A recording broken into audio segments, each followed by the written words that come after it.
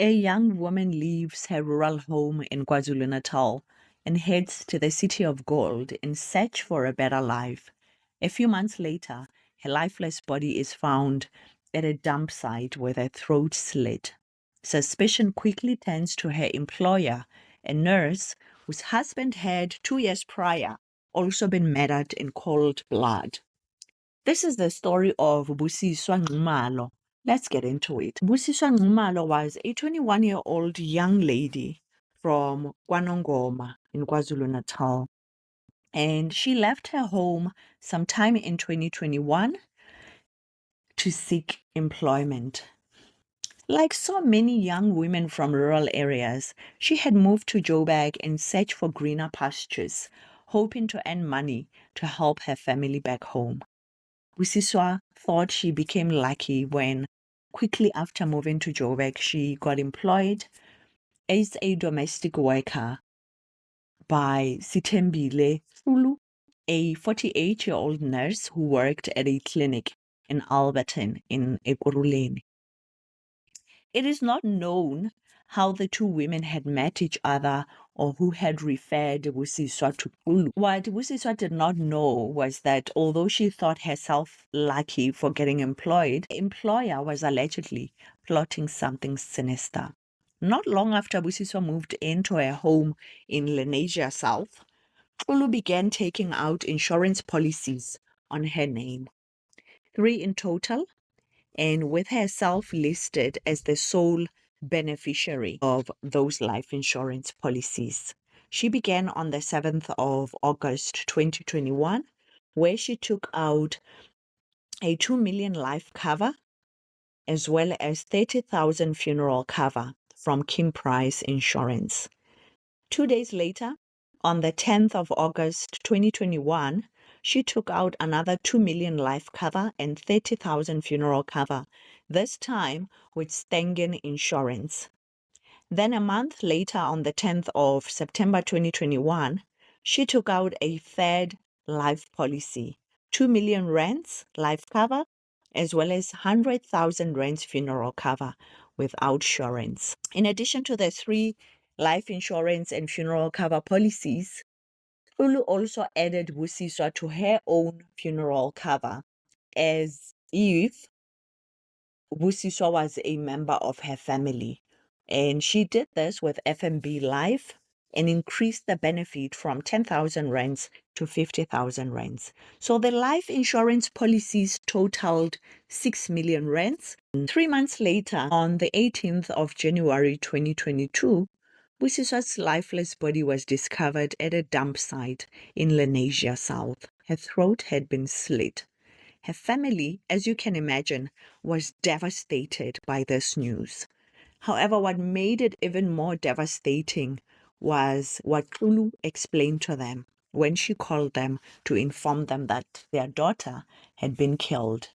Fulu informed them that Busiswa had been killed in a mob justice incident because the community attacked her, having accused her of, in inverted commas, misbehaving. Busiswa's uncle expressed just how painful and confusing that statement was to the family, who did not even have an actual explanation of the nature of her misbehavior that would lead an entire community to turn against her and take her life in such a brutal manner.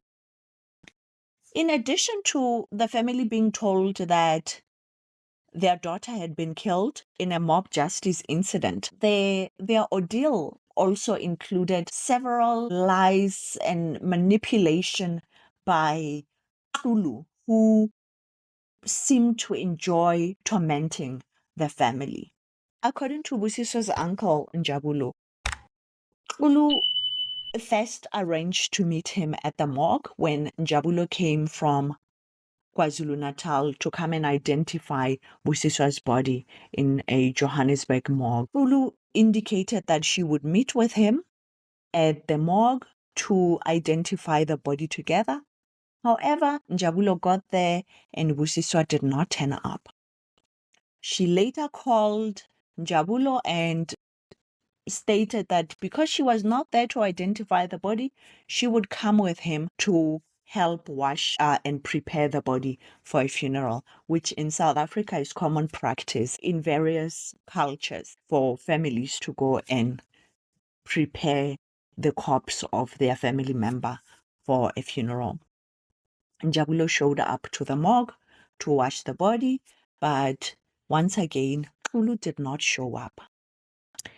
She then informed the family that she would contribute 14,000 for them to cover groceries and get a hire tent and other funeral expenses. However, arranged instead of the 14,000 rands, she arranged for a vehicle to pick up the body of Busiswa and transport it from Joburg to KwaNongoma. While on the way between Joburg and KwaNongoma, Jabulo explained that they encountered issues when the vehicle they were transporting the body with broke down. This is when they contacted Xulu and informed her of their predicament, and she sent them 500 rands. On the day of the funeral, where Xulu had initially told the family she would be attending, she was a no-show. However, she did send a catering service to cook at the funeral. The family later say that they learned from investigators that within 24 hours of her death, Busiswa had received a payout of 700,000 from her insurance policies. As police began their investigation, the story quickly unraveled and authorities arrested Xulu's gardener, Simon Mogale, who is from Seshego Township outside the city of Polokwane in the Limpopo province. Mogale had previously worked as an EPWP in Seshego, but left that job to take up employment with Xulu. It is not clear if he may have, similar to Busiswa, been recruited by Xulu, knowing very well what role they were going to play in this plot of hers. However, as soon as Mogale was arrested, he confessed to his part of the crime, stating that Xulu had recruited him to kill Busiswa and even gave him the knife that was used to carry out this horrific crime. He stated that Xulu had informed him that Busiswa had been stealing money from her and she needed to die because of that. And he said that Xulu promised him 60,000 rands to carry out the murder. And once the murder was carried out, she gave him 9,000 rands, promising to pay him more later. Perhaps she thought she would pay him when insurance money came in, or maybe she had no intention of paying him. Mogale also alleged that his own life was in danger. He alleged that Xulu threatened to kill him if he did not carry out the murder. He stated in court that she said, "I will kill you like I killed my husband if you do not carry out my orders to kill Busiswa." Now, while I believe most of Mogale's confession, I do not believe this part. You will tell me what you think in the comments, but I believe that Mogale was not a damsel in distress who could not have gotten away from and never returned. Now that he has been tied to the murder, he is trying to find a way to reduce his culpability in this and insisting that it was not the 60,000 rands that he had been promised to carry out this act, but rather that his own life was in danger. The story takes an even darker turn when it was revealed that this is not the first time Xulu may have allegedly benefited from a death. And this also relates to why Mogale can claim that Xulu said, "I will kill you just like I killed my husband." In December of 2020, Xulu's husband, David Xulu, was shot and killed outside their home in Lenasia South. At the time, the couple was going through a divorce, and his family member would later reveal that they were the ones who told police that the two were going through a divorce, and Xulu benefited through his pension fund as well as a life insurance policy that she had taken out on him. Now that she's also facing charges for Busiswa's murder, police have now reopened investigation into her husband's death, which up to now they had not caught any suspects, and she had not been tied to that matter. But certainly it created a disturbing pattern, which, if you know from previous stories I've covered on this channel, such as the story of Agnes Setwanto, who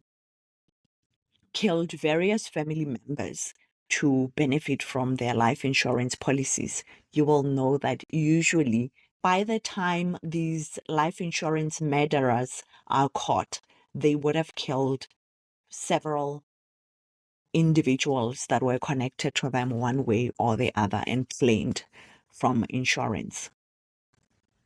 Xulu and Mogale were arrested, of course, and charged with murder as well as insurance fraud.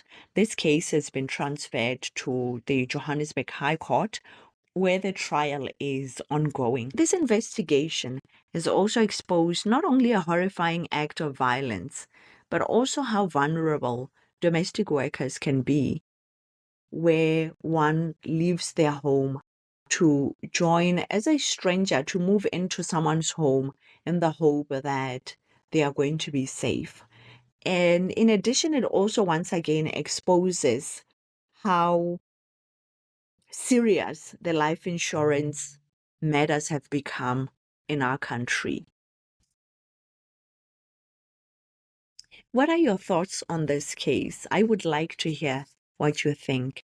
The comment section always generates such interesting perspectives and debates about the cases that I cover on this channel. Thank you so much for watching. Please remember to like this video. That is very helpful to the channel when you like videos, because it allows the algorithm to dish them out to more people, and that way our channel can grow.